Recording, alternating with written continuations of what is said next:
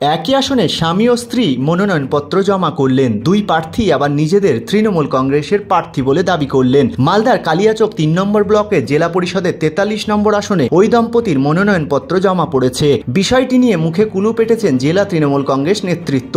দলীয়ভাবে মালদার জেলা পরিষদের ওই আসনটিতে বৈষ্ণবনগর বিধানসভার বিধায়ক চন্দনা সরকারের স্বামী পরিতোষ সরকারের নাম স্থির করা হয়েছে। কিন্তু চন্দনা সরকার বৈষ্ণবনগর বিধানসভার বিধায়কের পাশাপাশি মালদা জেলা পরিষদের সহকারী সভাধিপতি রয়েছেন। তাই কালিয়াচক ৩ নম্বর ব্লকের ৪৩ নম্বর আসনটিতে বিধায়কের স্বামী পরিতোষ সরকারের নাম স্থির করা হয়। এরপরই দম্পতির মধ্যে বিবাদ শুরু হয়।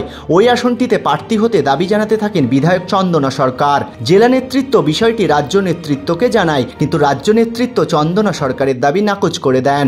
শুধু তাই নয়, চন্দনা সরকারের স্বামী গৃহযুদ্ধ রুখতে প্রার্থী পদ থেকে নিজের নাম প্রত্যাহারের জন্য আবেদনও করেন জেলা নেতৃত্বের কাছে, কিন্তু দলীয়ভাবে সেই আবেদনও নাকচ করে দেওয়া হয়। প্রার্থী হিসাবে মনোনয়নপত্র জমা দেওয়ার নির্দেশ দেওয়া হয় পরিতোষ সরকারকে। এরপরই ওই দম্পতি একসাথে জেলা রিটায়ারিং দপ্তরে এসে একই আসনে মনোনয়নপত্র জমা দেন। এনবিটিভি।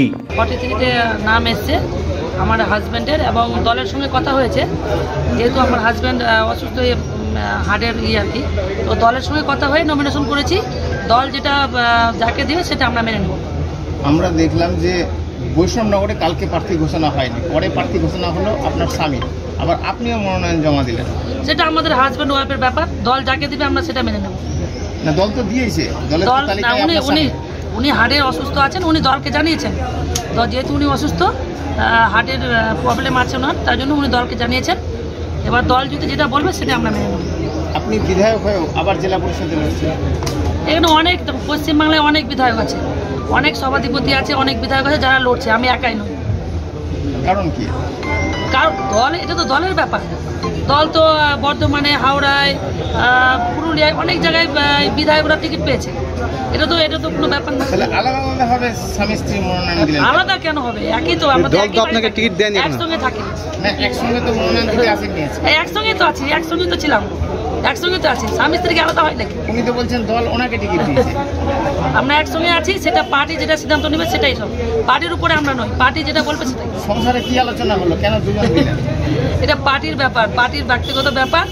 পার্টি যেটা ভালো বুঝবে সেটাই, পার্টি যেটা বলবে সেটাই মানবো আমরা। স্বামী স্ত্রীর মধ্যে কোনো ভেদাভেদ না, না। পার্টি কে লড়বে তাহলে শেষ পর্যন্ত? পার্টি যেটা করবে সেটাই মেনে নেবো। আপনি কি চান? আমি চাই পার্টি যেটা বলবে সেটাই আমরা শুনবো। হ্যাঁ, মনোনয়ন করাতে বলেছে, করেছি। সর্বভারতীয় তৃণমূল কংগ্রেসের প্রার্থী হিসেবে ওই 42 ZB কালচক 3 ওখানে নমিনেশন ফাইল করলাম। তো আপনি কি কি করে জানলেন আপনি প্রার্থী হচ্ছেন? কতদিন পার্টির সঙ্গে যুক্ত? আমি তো অনেক মোটামুটি রাজনীতি করি, মোটামুটি 34 বছর ধরে রাজনীতি করি। ক্লাস 8 থেকে রাজনীতি করি। তৃণমূলে কতদিন? তৃণমূলে বয়সটা কম, মানে প্রায় 7 বছর। আচ্ছা, এলাকায় প্রভাব কেমন? মানুষ চাইছে আপনাকে প্রার্থী হিসেবে? চাইছে, আমরা দুজনকেই চাইছি।